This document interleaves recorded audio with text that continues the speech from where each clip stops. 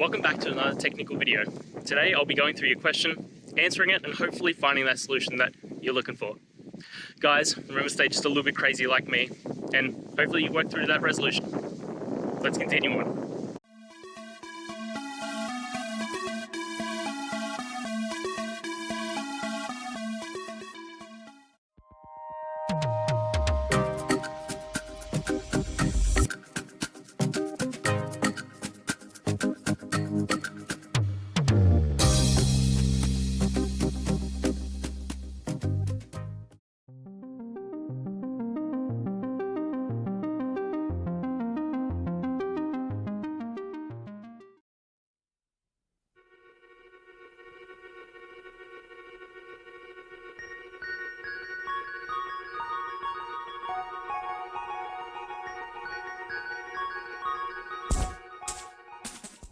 And that's it, guys. I hope we found the solution you're looking for. And look, if we did, please hit the subscribe button. I'd really appreciate it.